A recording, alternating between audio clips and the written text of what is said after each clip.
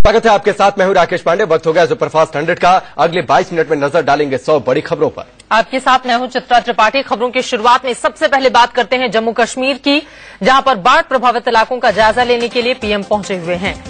1000 करोड़ रुपए की मदद का ऐलान भी प्रधानमंत्री की ओर से किया गया है। उन्होंने सीएम से कहा कि केंद्र की ओर से हर संभव मदद दी जाएगी। पीएम नरेंद्र मोदी बाढ़ प्रभावित इलाकों का जायजा लेने के लिए जम्मू कश्मीर पहुंचे हैं। सुबह जम्मू एयरपोर्ट पर उन्हें रिसीव करने के लिए सीएम उमर अब्दुल्ला पहुंचे थे। जम्मू के बाद नरेंद्र मोदी हवाई सर्वे के लिए श्रीनगर के लिए रवाना हो गए। हवाई सर्वे से पहले पीएम मोदी ने जम्मू में बाढ़ को लेकर राज्यपाल और सीएम के साथ समीक्षा बैठक की। इस बैठक में कई आला अधिकारी मौजूद रहे। बैठक में पीएम को राज्य में बाढ़ के हालात की जानकारी दी गई। जम्मू कश्मीर में राहत और बचाव के काम के लिए गृह मंत्रालय की तरफ से 70 नाव भेजी गई है। बाढ़ के हालात को मॉनिटर करने के लिए श्रीनगर और दिल्ली में कंट्रोल रूम भी बनाए गए हैं। प्रधानमंत्री ने कल जम्मू कश्मीर में आई तबाही के शिकार लोगों के लिए मुआवजे का ऐलान किया। मारे गए लोगों के परिजनों को 2-2 लाख और घायलों को 50-50 हजार का मुआवजा दिया जाएगा। जम्मू कश्मीर के मुख्यमंत्री उमर अब्दुल्ला ने कहा कि जम्मू में हालात सुधर रहे हैं, लेकिन बाकी कश्मीर में बाढ़ की स्थिति गंभीर है। जहां जम्मू में हालात आहिस्ता आहिस्ता ठीक होने जा रहे हैं, वहां कश्मीर में हालात और ज्यादा बिगड़ रही है। खासकर श्रीनगर के कुछ इलाके जो हैं 8-8, 10-10 फुट पानी, निचला मंजिल तो पानी के नीचे है। झेलम नदी उफान पर है, जिसमें श्रीनगर के कई हिस्सों में बाढ़ आ गई है। रिहायशी इलाकों में लोगों के घरों में पानी घुसने से हालात गंभीर हो गए हैं। शनिवार को झेलम नदी का तटबंध टूट गया था। श्रीनगर में शहर के कई हिस्सों में बाढ़ का पानी घुस गया है। सड़कों पर पानी भरने से रोजमर्रा के कामकाज की रफ्तार थम गई है। बाढ़ ने लोगों का घरों से निकलना मुश्किल कर दिया है। 5 दिनों के बाद जम्मू के लिए राहत की खबर है। तबाही मचाने वाली तवी नदी का पानी कम होता नजर आ रहा है। सूबे में बाढ़ का पानी शहर के कई हिस्सों में बाढ़ का पानी घुस गया है। सड़कों पर पानी भरने से रोजमर्रा के कामकाज की रफ्तार थम गई है। बाढ़ ने लोगों का घरों से निकलना मुश्किल कर दिया है।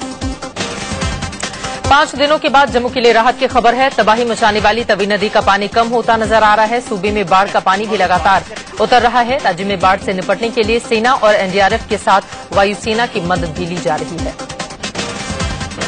जम्मू कश्मीर में पिछले 5 दिनों से लगातार तेज बारिश और बाढ़ ने भारी तबाही मचाई है। 60 साल में आई सबसे भीषण बाढ़ से मरने वालों की संख्या बढ़कर 120 के पार पहुंच गई है। करीब 2500 गांव बाढ़ की चपेट में। राज्य में बाढ़ के हालात को देखते हुए श्रीनगर जम्मू और श्रीनगर लेह नेशनल हाईवे को बंद कर दिया गया है। हाईवे में जगह जगह भूस्खलन होने से कई गाड़ियां और सैकड़ों लोग रास्ते में फंसे हुए हैं। कई का संपर्क एक दूसरे से कट गया है। उधर जम्मू के आरएसपुरा सेक्टर में बीएसएफ की चौकी पर फंसे 95 जवानों का रेस्क्यू किया गया। भारी बारिश के बाद ये जवान कई पोस्ट पर फंस गए थे। आर्मी एयरफोर्स बीएसएफ के ज्वाइंट ऑपरेशन में इन्हें बचाया गया। जम्मू कश्मीर के बाढ़ प्रभावित इलाकों से सेना ने अब तक 11000 से ज्यादा लोगों को सुरक्षित जगहों पर पहुंचाया है। 627 लोगों का एयर रेस्क्यू किया गया। सेना ने घाटी में राहत और बचाव अभियान को मिशन सहायता का नाम दिया। इंडिया न्यूज की टीम ने जम्मू कश्मीर के योजना मंत्री अजय सरोत्रा के साथ हेलीकॉप्टर के जरिए बाढ़ के हालात का जायजा लिया। चिनाब और तवी नदी ने राज्य में जमकर तबाही मचाई है। बाढ़ के चलते हजारों लोग बेघर हो चुके हैं, फसलें बर्बाद हो चुकी हैं। भारी बारिश और बाढ़ के चलते वैष्णो देवी की यात्रा लगातार चौथे दिन ठप है। श्री शक्ति एक्सप्रेस जम्मू कश्मीर के उधमपुर रेलवे स्टेशन पर रुकी हुई है। जम्मू से कटरा जाने वाली सभी ट्रेनें बंद कर दी गई हैं, जिससे हजारों यात्री रास्ते में फंस गए हैं। जम्मू में लगातार हो रही बारिश से पंजाब के कई इलाकों में बाढ़ जैसे हालात हो गए हैं। रावी नदी से जलस्तर बढ़ने से गुरदासपुर के कई गांवों में पानी भर गया। खेतों और घरों में पानी घुसने से यहां के लोगों को मुश्किलों का सामना करना पड़ रहा है। जम्मू कश्मीर की बाढ़ में राजस्थान के भीलवाड़ा के करीब 140 लोग फंसे हुए हैं। इनके परिजनों का इनसे कोई संपर्क नहीं हो पाया है। परिजन मदद की गुहार लगा रहे हैं। छत्तीसगढ़ के राजनांद गांव में चक्रवाती तूफान से भारी तबाही मची है। यहां के भेड़ी कला गांव में कच्चे मकान गिर गए तो दर्जनों मकानों की छतें उड़ गईं। साथ ही बिजली के पोल और तार भी टूट गए। दिल्ली में पाकिस्तान के दूतावास के बाहर राष्ट्रीय क्रांतिकारी समाजवादी पार्टी ने जोरदार प्रदर्शन किया। जंतर मंतर से मार्च करते हुए जब ये लोग पाक दूतावास के पास पहुंचे तो बैरिकेडिंग लगाकर पुलिस ने इन्हें रोक दिया। राष्ट्रीय क्रांतिकारी समाजवादी पार्टी ने पाकिस्तान पर अल जवाहिरी और हाफिज सईद जैसे आतंकियों को संरक्षण देने का आरोप लगाया। पाकिस्तानी दूतावास के बाहर इन लोगों ने अल जवाहिरी का पुतला भी फूंका। आरजेडी नेता और बिहार के मधेपुरा से सांसद पप्पू यादव ने बेहद ही विवादित बयान दिया है। उन्होंने कहा कि कानून पूंजीपतियों और भ्रष्टाचार की रखैल है। कानून रखैल है भ्रष्टाचार की। कानून खास आदमी का रखेल बना हुआ, पूंजीपति और उद्योगपति का रखेल बना हुआ। कानून आम आदमी के लिए नहीं है। मेरा व्यक्तिगत मानना है कि कानून वेश्या से बदतर स्थिति कानून की है। आतंकी हाफिज सईद से मुलाकात के चलते विवादों में आए वरिष्ठ पत्रकार वेद प्रताप वैदिक फिर से विवादों में घिर गए हैं। इस बार वैदिक ने संसद और सांसदों को लेकर आपत्तिजनक बयान दिया। 543 सांसद सर्वसम्मति से, सर्वकुमति से, सर्वसम्मति से नहीं, सर्वकुमति से ये प्रस्ताव पारित करें कि डॉक्टर वैदिक को गिरफ्तार करो, डॉक्टर वैदिक को फांसी पर चढ़ाओ, तो मैं उस पूरी संसद पे थूक दूं। अजमेर में वरिष्ठ पत्रकार वेद प्रताप वैदिक ने कहा कि अगर सभी सांसद मिलकर उन्हें फांसी पर चढ़ाने का प्रस्ताव पास करते हैं तो ऐसे सांसदों को वो मूर्ख और बुद्धिहीन कहेंगे। तो मैं उस पूरी संसद पे थूक कहूंगा, तुम चूल्हे में जाओ, तुम बुद्धिहीन हो, तुम मूर्ख हो, मैं तुम्हारी बात को नहीं मानता। वरिष्ठ पत्रकार वेद प्रताप वैदिक ने कहा कि अगर सांसद उन्हें राष्ट्रद्रोही कहेंगे तो वो भी सांसदों को मूर्ख कहेंगे। तुमको अगर ये कहने की आजादी है कि मुझे जेल करो और मैं राष्ट्रद्रोही हूं, तो मुझे ही कहने की आजादी तुम मूर्ख हो, तुम इस लायक हो कि मैं तुम पर थूकता। अपने बयान पर विवाद मचने के बाद वेद प्रताप वैदिक सफाई देने के लिए आए। वैदिक ने कहा कि उन्होंने संसद का अपमान नहीं किया है, लेकिन जो सांसद उन्हें राष्ट्रद्रोही कहते हैं उन्हें वो मूर्ख जरूर कहेंगे। मेरी बात को सारे संदर्भों से तोड़कर और फिर कुछ लोग खबरें बनाना चाहते हैं। मेरे हृदय में कहीं भी संसद के अपमान करने की भावना नहीं है। सांसद मुझे राष्ट्रद्रोही कहने की हिम्मत करता है, दुस्साहस करता है, उस सांसद को मैं क्या मूर्ख भी नहीं कह सकता हूं। दिल्ली में सरकार बनाने की कवायद के बीच बीजेपी प्रदेश अध्यक्ष सतीश उपाध्याय ने केंद्रीय गृहमंत्री राजनाथ सिंह से मुलाकात की। बैठक में सरकार गठन पर चर्चा हुई। पिछले तीन दिनों में राजनाथ से सतीश उपाध्याय की दूसरी मुलाकात। राजनाथ सिंह से मुलाकात के बाद दिल्ली बीजेपी के प्रदेश अध्यक्ष सतीश उपाध्याय ने कहा है कि सरकार बनाना कोई पाप नहीं है। उन्होंने कहा कि बीजेपी उपराज्यपाल के न्योते का इंतजार कर रही है। हमारे पास कहेंगे, हम निश्चित रूप से सोचेंगे। सरकार बनाना कोई पाप नहीं है। कोई भी काम अनडेमोक्रेटिक नहीं करेंगे, कोई भी चीज हम अनकॉन्स्टिट्यूशनल नहीं करेंगे। जो करेंगे वो संवैधानिक करेंगे। सतीश उपाध्याय ने यह भी कहा कि जैसे ही उपराज्यपाल का निमंत्रण मिलेगा, मुख्यमंत्री के नाम का भी ऐलान कर दिया जाएगा। अगर हमारे पास निमंत्रण आएगा तो मुख्यमंत्री का फैसला भी बहुत जल्दी होगा कि कौन होगा। अगर हम सरकार बनाने जाते हैं तो सवाल प्रोबेबिलिटी का है। अगर ऐसा होगा तो निश्चित रूप से विधायक दल की बैठक होगी। दिल्ली में बीजेपी को सरकार बनाने के न्योते की खबरों के बीच कल आम आदमी पार्टी के संयोजक अरविंद केजरीवाल ने अपने 22 विधायकों के साथ राष्ट्रपति से मुलाकात की। केजरीवाल ने इस मामले में राष्ट्रपति प्रणब मुखर्जी से दखल देने की मांग की। उपचुनाव में महागठबंधन की जीत के बाद अब बिहार में महागठबंधन की सरकार बनने की तैयारी है। मांझी कैबिनेट में आरजेडी और कांग्रेस को भी जगह दी जा सकती है। इंतजार मुंबई से लालू प्रसाद यादव के लौटने का है। सूत्रों से खबर है कि मांझी सरकार में आरजेडी को उप मुख्यमंत्री का पद मिल सकता है। आरजेडी को कुल 4 और कांग्रेस को 2 मंत्री मिलने की बात है। मुंबई के अस्पताल में भर्ती लालू के पटना लौटने के बाद इस पर मुहर लग सकती है। उधर बिहार सरकार में आरजेडी कांग्रेस के शामिल होने की खबरों पर बीजेपी नेता सुशील कुमार मोदी ने निशाना साधा। उन्होंने कहा कि जेडीयू ने राज्य में लूट मचा रखी है और अब इस लूट में आरजेडी और कांग्रेस को भी हिस्सेदारी मिलने वाली है। बीजेपी अध्यक्ष अमित शाह मिशन बंगाल पर हैं। ममता दीदी के गढ़ में सेंध लगाने के लिए शाह कोलकाता पहुंचे हैं। यहां होने वाले उपचुनाव में वो एक जनसभा को संबोधित भी करेंगे। इससे पहले बीजेपी अध्यक्ष अमित शाह ने उपचुनाव को लेकर मंथन किया। कोलकाता में बीजेपी प्रदेश कार्यकारिणी की बैठक में उन्होंने हिस्सा लिया और चुनाव को लेकर रणनीति बनाई। बीजेपी अध्यक्ष बनने के बाद पहली बार कोलकाता आए अमित शाह दक्षिणेश्वर काली मंदिर के दर पर पहुंचे और यहां उन्होंने पूजा अर्चना की। इस मौके पर उनके साथ बीजेपी के कई नेता भी मौजूद रहे। कोलकाता में बीजेपी अध्यक्ष अमित शाह ने भारतीय जनसंघ के संस्थापक डॉक्टर श्यामा प्रसाद मुखर्जी को भी याद किया। उन्होंने डॉक्टर मुखर्जी की प्रतिमा पर माल्यार्पण कर श्रद्धांजलि दी। केंद्रीय ऊर्जा मंत्री पीयूष गोयल ने महाराष्ट्र के मुख्यमंत्री पृथ्वीराज चौहान पर पलटवार किया है। चौहान ने कहा था कि मोदी सरकार बिजली नहीं दे रही। इस पर गोयल ने कहा कि बिजली मुद्दे पर चर्चा के लिए चौहान मिलने का वक्त नहीं दे रहे हैं। पीयूष गोयल ने कहा कि महाराष्ट्र में चुनाव को देखते हुए चौहान सियासत कर रहे हैं और केंद्र पर बिजली नहीं देने का आरोप लगा रहे हैं। उन्होंने कहा कि जब चौहान खुद ही बिजली मुद्दे पर चर्चा के लिए वक्त नहीं दे रहे तो बात कैसे होगी। ऊर्जा मंत्री पीयूष गोयल ने कहा है कि मोदी सरकार में कोयला आधारित बिजली के उत्पादन में रिकॉर्ड वृद्धि हुई है। उन्होंने कहा कि जून से अगस्त 2014 तक कोयला आधारित बिजली उत्पादन में 21% का इजाफा हुआ है। शिवसेना के बाद अब महाराष्ट्र नवनिर्माण सेना भी चुनाव को लेकर ब्लूप्रिंट पेश करने की तैयारी में है। मुंबई में 25 सितंबर को MNS supremo Raj Thackeray blueprint पेश करेंगे, जो एक तरह से पार्टी का घोषणा पत्र होगा। एमएनएस चीफ राज ठाकरे ने कहा है कि विधानसभा चुनाव के लिए उम्मीदवारों की पहली लिस्ट जल्द जारी कर दी जाएगी। साथ ही राज ठाकरे 12 सितंबर को मराठवाड़ा जाएंगे और वहां संभावित प्रत्याशियों से मुलाकात करेंगे। महाराष्ट्र में सीटों के बंटवारे को लेकर कांग्रेस और एनसीपी में तनातनी बढ़ती ही जा रही है। शरद पवार ने संकेत दिए हैं कि यदि सीटों को लेकर सम्मानजनक समझौता नहीं हुआ तो एनसीपी अकेले चुनाव लड़ेगी।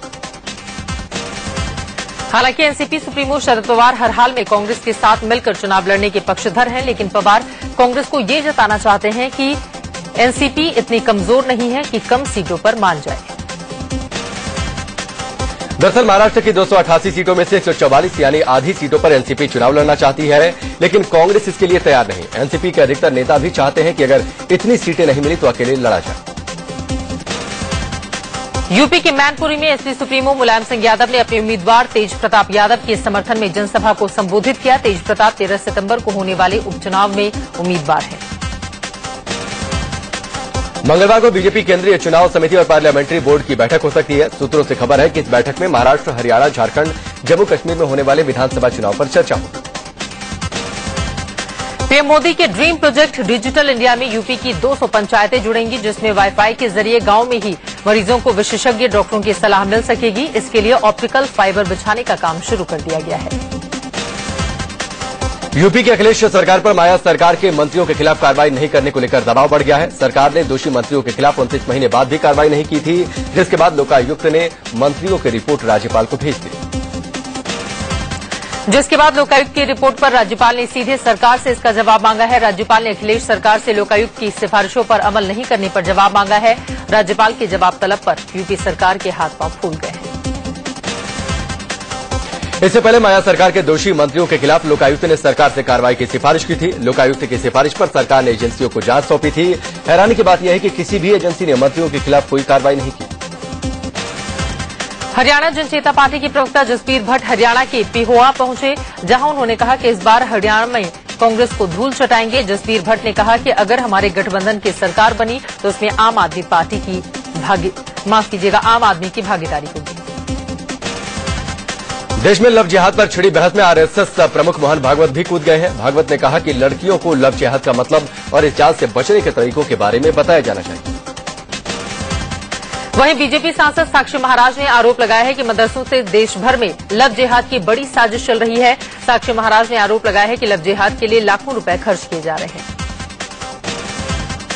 अब उज्जैन में लव जिहाद का मामला सामने आया है। रूपा खेड़ी इलाके में रहने वाली महिला ने अपने प्रेमी पर जबरन धर्म परिवर्तन कराने की कोशिशों का आरोप लगाया। महिला का आरोप है कि उसका प्रेमी रौफ साड़ी पहनने, बिंदी लगाने और पूजा करने पर प्रताड़ित करता है। दरअसल पीड़ित महिला अपने पति को छोड़कर रऊफ के साथ रहने लगी थी। महिला का आरोप है कि रऊफ ने पहले उसे अपना नाम राजू बताया था, लेकिन बाद में उसकी सच्चाई सामने आई। फिलहाल पुलिस मामले की जांच कर रही है।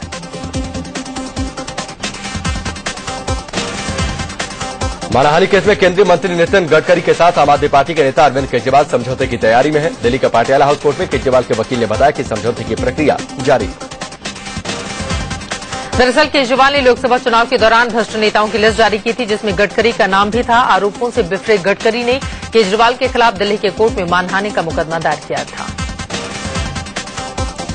जज ने कहा था कि मामला ईगो का है और समझौता हो जाए तो ठीक रहेगा। तब गडकरी ने कहा था कि केजरीवाल आरोप वापस ले ले तो वो केस हटा लेंगे। तब केजरीवाल अड़े हुए थे।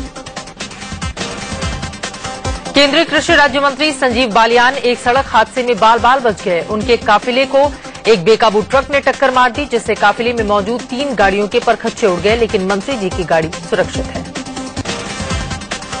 संजीव बालियान एक कार्यक्रम से दिल्ली वापस लौट रहे थे। दिल्ली देहरादून हाईवे पर दादरी चेकपोस्ट के पास डस्ट से भरा एक ट्रक इनके काफिले में घुस गया। हादसे के बाद ट्रक के ड्राइवर को हिरासत में ले लिया गया। दिल्ली में देर रात रफ्तार का कहर देखने को मिला। कनॉट प्लेस इलाके में गोल डाकखाना के पास तेज रफ्तार फॉर्च्यूनर डिवाइडर को तोड़ते हुए रोड के एक दूसरी ओर पेड़ से जा टकराई। हादसे में 2 लोग गंभीर रूप से जख्मी हो गए।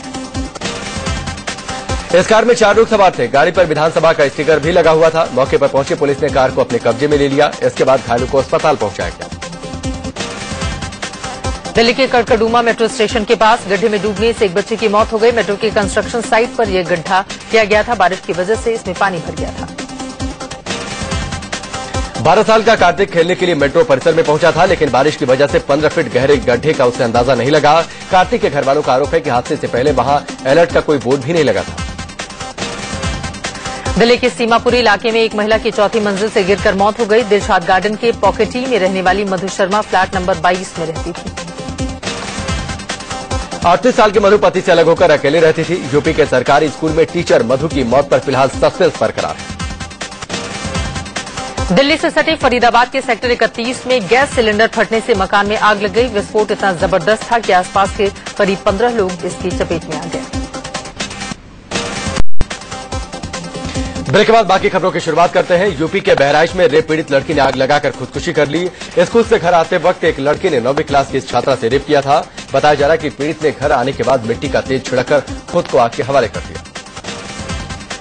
गोरखपुर में 15 साल की एक नाबालिग लड़की से रेप का मामला सामने आया है। आरोपी लड़की के ही गांव के रहने वाले एक शख्स ने उसके साथ रेप किया। पीड़ित बच्ची के विरोध करने पर आरोपी उसके परिवार को जान से मारने की धमकी देता था। सूचना के बाद मौके पर पहुंचे पुलिस ग्राम प्रधान के साथ मिलकर समझौता कराने की कोशिश में जुटी थी। मीडिया ने जब आला अधिकारियों को जानकारी दी तो आरोपी को गिरफ्तार किया गया।